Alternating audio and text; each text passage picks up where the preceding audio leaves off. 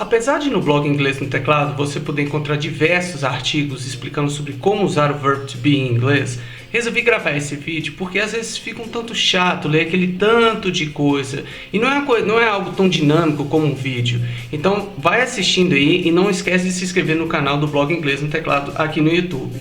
Você muito provavelmente está de saco cheio porque já deve ter visto um tanto de explicações sobre como usar o verbo to be em inglês. Nesse vídeo eu vou tentar contemplar todos os aspectos e por favor me desculpem caso eu esqueça de algum. Quer dizer, caso eu esqueça de algum, vou preparar mais um vídeo falando sobre esse detalhe. Então não esquece de deixar o seu comentário aqui embaixo desse vídeo caso eu não tenha falado sobre algum detalhe que você gostaria de aprender a respeito.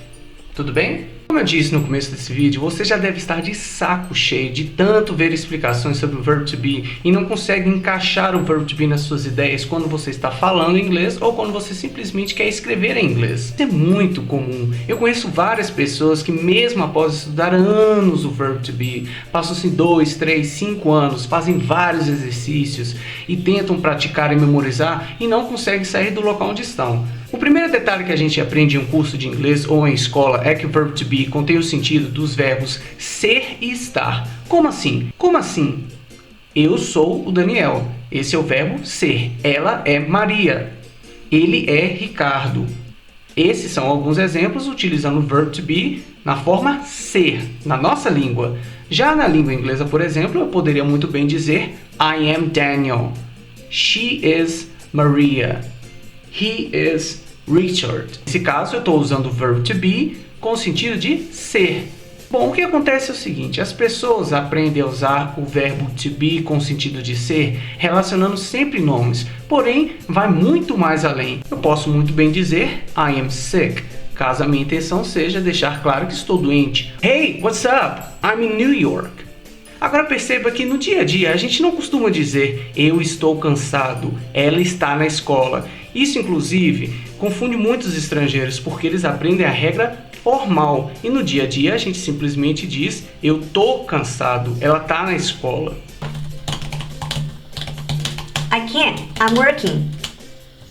Na maioria dos cursos de inglês e até mesmo na escola, a gente aprende a usar o verbo to be em módulos. Isso porque é de praxe as pessoas separarem o uso do verbo to be de acordo com o tempo verbal. Ou seja, simple present, a gente pode usar o verbo to be no present continuous e outros tempos verbais, como o simple past. Sugiro que você dê uma olhada nos outros vídeos aqui no canal do Inglês no Teclado no YouTube para poder se inteirar melhor como usar o verbo to be em outros tempos verbais. Perceba que nesse último exemplo de vídeo, no qual uma pessoa estava falando ao telefone e trabalhando ao mesmo tempo, foi usado o verbo to be. A pessoa disse, I can't, I'm working. Repare um detalhe muito interessante desse vídeo, é que a gente utilizou a chamada contraction form, ou seja, a gente uniu um pronome ao verbo to be. Como assim? O pronome I se juntou à partícula am. I am, I can't, I'm working. Percebeu? Percebeu esse detalhe? A gente pode utilizar esse tipo de construção com qualquer outro pronome e inclusive nomes. Perceba alguns tipos de contrações muito comuns utilizando o verbo to be. She is tired. She's tired. She is not tired. She isn't tired. She's not tired. Outro detalhe que você tem que aprender sobre o verbo to be. Se você estiver coçando a cabeça pensando, pô, Daniel, não estou entendendo bolhufas. Por que você estava usando antes am e agora passou a usar is?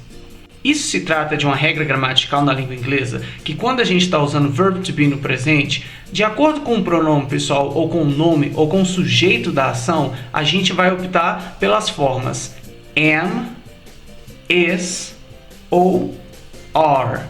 Então existem 3 formas que você tem que memorizar e de acordo com o pronome pessoal ou com o nome, ou seja, com a ação dessa frase, você vai escolher uma dessas 3 opções em se tratando de frases no presente. Como assim no presente? Ora, veja que dizer eu sou o Daniel ou dizer eu era um professor Estamos falando de uma ação que está acontecendo agora, no presente. E quando eu digo eu era professor, estou falando de uma ação no passado. A gente ainda não está falando sobre o verb to be no passado. Até então, estamos falando de ações que acontecem no atual momento. Então, quanto a essa regra gramatical, funciona mais ou menos assim. A gente agrupa os pronomes e associa a forma correta do verb to be. É muito comum a gente associar, por exemplo, um grupo composto pelos pronomes he, she e it. Nesse caso, para esses três pronomes, a gente costuma usar is. Então, he is tired. She is tired. It is tired. Já no caso, por exemplo, de am, será exclusivamente quando a gente estiver usando o pronome I, que se refere a nós mesmos. Eu. I am Daniel. I am tired. Dois exemplos em que eu utilizo o verb to be com o sentido de ser e estar. I am Daniel. I am tired. Já no outro caso, é quando a gente utiliza o formato are. Perceba como a gente pronuncia. Are. Nesse caso, a gente vai agrupar os seguintes pronomes. You, they e we. Para o conjunto desses três pronomes, a gente vai dizer you are, they are, we are. Se você estivesse perguntando, vem cá, Daniel, é verdade que a gente pode dizer que I é como eu, he é como ele, she é como ela, they como eles ou elas, we como nós ou a gente? É mais ou menos por aí. E quanto ao uso do pronome it, que eu nunca consigo entender? Eu vou fazer um vídeo aqui no blog Inglês no Teclado justamente explicando as várias formas de como usar it e o que significa o it no final das contas.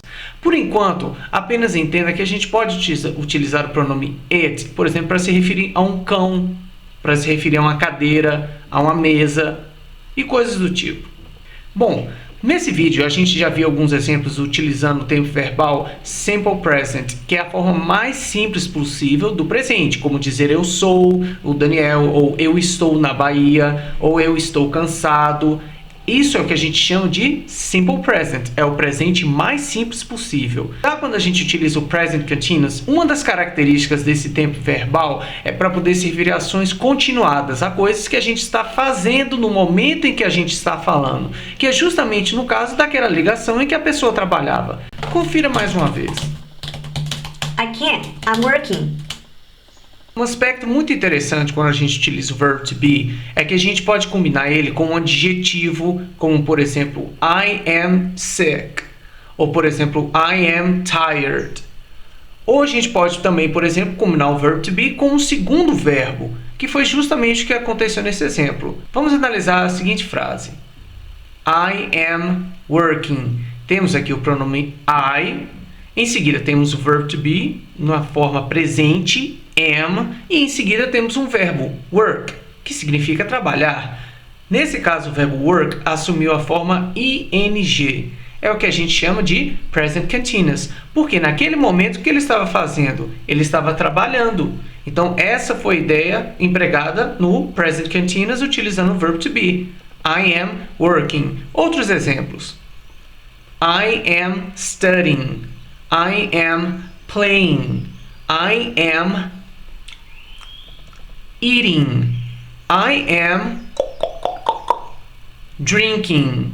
Isso é empregar o verb to be no tempo verbal chamado present continuous. Existem mais outras utilidades no caso do verb to be no present continuous, Daniel? Sim, existe. São casos mais avançados que eu vou deixar para um próximo vídeo. Agora que a gente já viu como montar frases utilizando o verb to be na afirmativa e inclusive na negativa, por isso a gente utilizou a palavrinha not em parte de alguns exemplos, vamos dar uma olhada como construir perguntas utilizando o verb to be em inglês. Quando eu era professor, eu costumava dizer aos meus alunos que montar perguntas em inglês, independentemente do tempo verbal ou do tipo de verbo auxiliar que você vai utilizar para construir a pergunta, é muito fácil. Isso porque há uma regra geral que indica que a estrutura de uma pergunta é geralmente a mesma. No caso do verb to be, a gente vai empregar o próprio verb to be como verbo auxiliar. Pô, Daniel, o que é um verbo auxiliar? Veja os meus outros vídeos aqui no canal do Inglês no Teclado no YouTube que você vai entender como utilizar os verbos auxiliares. Mas de qualquer forma, entenda que para montar perguntas utilizando o verb to be vai ser um pouquinho diferente da língua portuguesa.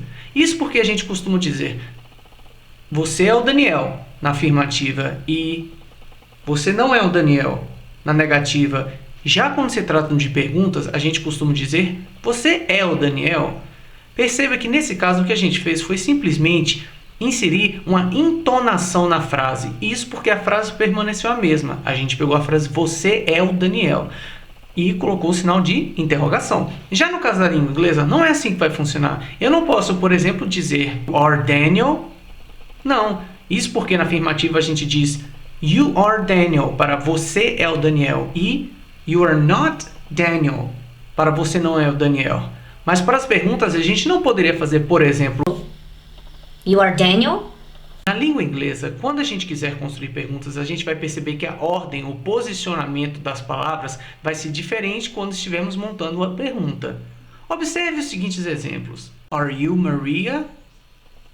Is she Rebecca? Reparou que no caso de perguntas, a gente sempre vai posicionar o verb to be logo no começo da pergunta. E aí, de acordo com o pronome que a gente for utilizar ou com o nome, a gente vai escolher o formato adequado do verb to be no presente, seja ele is, am ou are.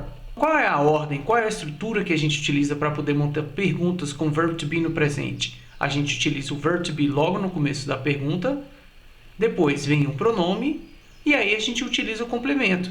Como assim o complemento? Perceba na pergunta, are you, você é quem?